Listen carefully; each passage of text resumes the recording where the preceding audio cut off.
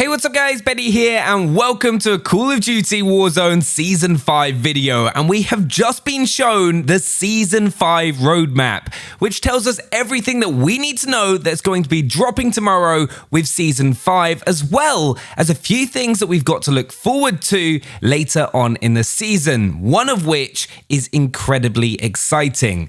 Warzone Season 5 brings with it new modes, new weapons, new map updates, as well as mastery challenges. Some of these things we were able to figure out from the Season 5 trailer that we saw yesterday, but you're about to learn 23 things that will be dropping in Warzone Season 5. But before we check out the first thing, make sure to hit that subscribe button if you're new, as 74.3% of you watching this are not subscribed to the channel, and you'll win your first game in Season 5.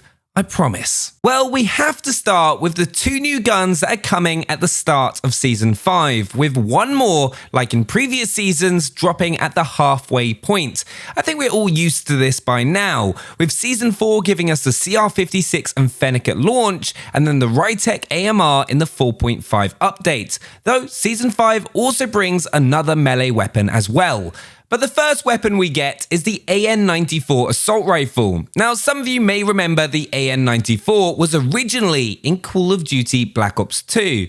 And with Call of Duty Black Ops being heavily rumored as the next Call of Duty, this could be the first hint in Season 5 to the next game, as it's currently the latest in the year that a Call of Duty has ever been revealed. And I'm almost certain we'll find out what it is at some point during Warzone Season 5. But personally, I'm just excited we're getting another assault rifle, as they're definitely the most used weapons in the game. Now, the AN-94 is described as a cutting-edge 5.45 x 39mm Russian assault rifle with a unique hyperburst feature. The initial shot of a full auto volley is followed up by an instantaneous second round before significant recoil is felt. This creates a tightly grouped cluster of shots with increased damage potential. The mechanism is fed by a canted magazine and a reciprocating receiver, which helps control the recoil. It sounds pretty damn awesome. Then with Warzone Season 5, we also get another brand new SMG called the ISO. Now, let me know what you think about another assault rifle and SMG being added, as they're definitely the two weapon classes with the most options. Would you have liked to see something different? But the ISO is what everyone has believed to be the APC-9 and has probably been named the ISO for copyright reasons. But it's the gun we see in Rose's hands as she blows up the roof of Stadium, but hopefully it can compete against the MP5 in the overall Warzone meta, which would be awesome. Now, the ISO SMG is described as a precision-crafted 9mm submachine gun with a rapid rate of fire. Lightweight, reliable, and compact, this is designed to control the battlefield at close ranges. Then we have the classified weapon, which has been very cleverly covered, but from what I can see, it looks like it could be a shotgun, but let me know what you think down in the comments below, because it could also be an LMG. Then we've got a brand new melee weapon, which we had seen in leaked game files in the past, but it's pretty awesome that they're finally coming to the game, which are the dual Kodachis. So if you're one of those players that have really enjoyed going for melee-only wins with the Kali sticks, you can now do that with these instead, which look pretty badass in my opinion, but those are going to be the new weapon additions in Warzone Season 5. But something else that got confirmed via the Modern Warfare Reddit is that being able to inspect your weapons is coming to the game, which is pretty cool, especially if you're someone that makes YouTube videos and wants to show off your weapon in the thumbnail. Next, we have probably one of the most significant set of updates, which are labeled from the Season 5 roadmap as Warzone Map Updates. These are the changes that will completely change the flow and meta of Warzone, as players may no longer decide to populate Superstore or Airport, but instead use these three potential hot drop locations, as well as how you can navigate the map and push enemies on top of tall buildings. First of all, Probably the one that everyone is talking about is that the stadium has opened up. This is now going to be a pretty large focal point on the Warzone map. Before it was more of an obstacle that you always had to run around, but I feel this could be the new hot drop location, with you then being able to rotate up towards TV station or through downtown depending on the final circle. And from the trailer, the location seems pretty awesome if I'm being honest.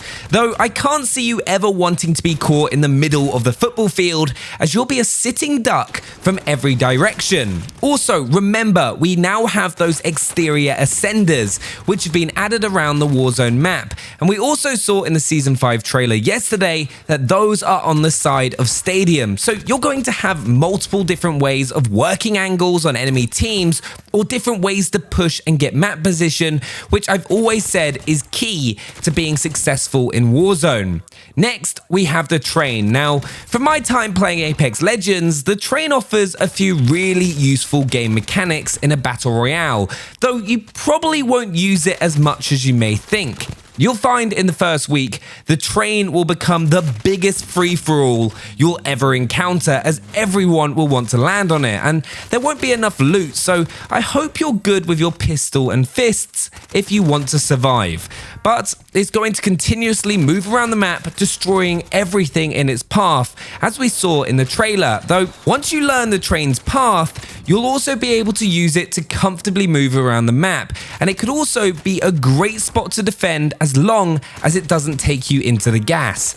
But that's what you'll want to use it for most, moving around the map and those early hot drops, which will always be fun, but I'm pretty excited to see it in action. Then the final major map change in Season 5 is actually to Train Station. Personally, I've always enjoyed this part of the map, but Train Station was always difficult to push, as if a team managed to lock down the roof, it was nearly impossible to move around that part of the map.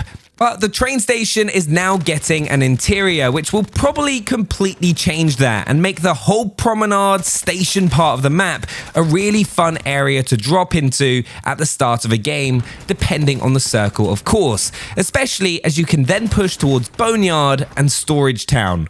Honestly, these changes, by the sounds of it, will really help with the overall flow of the map and give you far more choice on where is the best location to drop, rather than, if you want to have instant action, you having to go to Superstore or Airfield. Next, in Season 5, we also get two brand new operators. One is Lurch, who we see throughout the Season 5 trailer and artwork, so is likely to be the hero operator of the season, just like how Captain Price was for Season 4.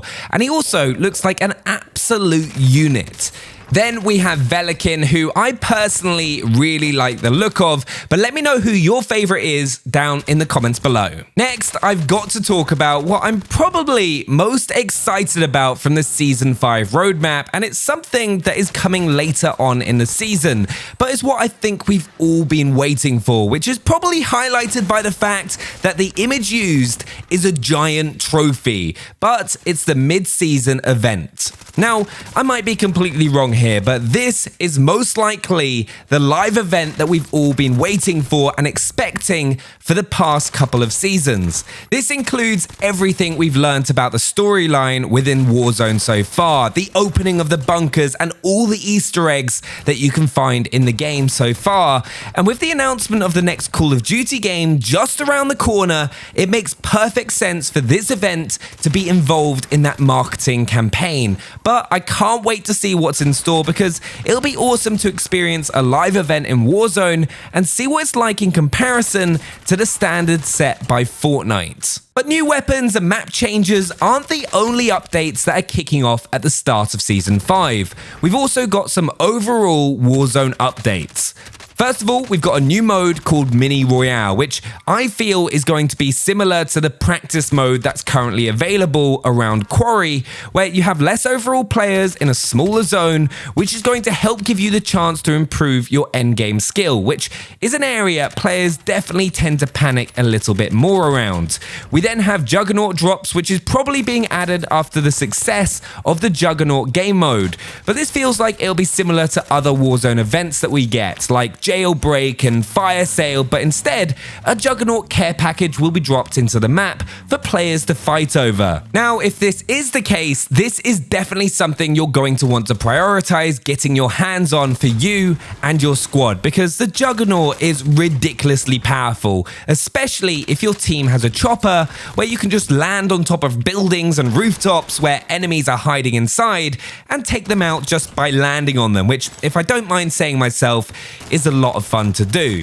Then we've got more mastery challenges. Now, last season, weapon mastery challenges were added, but I think this could quite possibly be wider Warzone challenges, such as getting a certain amount of wins or a total number of kills overall to unlock additional rewards. Personally, it's always nice to have objectives to aim towards when playing the game, so I welcome the addition, though it won't have a major impact on gameplay unless it encourages players to play in certain parts of the map or perform certain activities such as landing on the train. So make sure to check what those challenges are tomorrow so you can see if you need to change how you play to get the most out of them. As well as Mini Royale, multiplayer is then getting some new modes, including Search and Destroy Double Down at the start of Season 5, before getting Bare Bones and Ground War reinforced throughout the season. The mode that I care most about, though, is another Warzone mode, which we'll be getting, called Kingslayer. Now, what I reckon this will be is it'll mark whoever has the most kills on the map and give the enemy team rewards for taking them down. Honestly, it could be a really fun, hectic mode, as it'll pull so many squads all together in certain areas of the map, which could cause some pretty epic moments and big firefights. And then, of course, we have the standard and more, because we're going to have some surprises in store for us throughout the season. But from the Season 5 roadmap, this is what we know is going to be coming to Call of Duty Warzone throughout Season 5. And with the trailers and how the map changes look, we're in for a pretty awesome season. Please do let me know what you think about Season 5 so far down in the comments below and what you're most excited for. Subscribe if you're new and smash that thumbs up button and click one of the videos on screen for more Warzone content, and I'll see you there.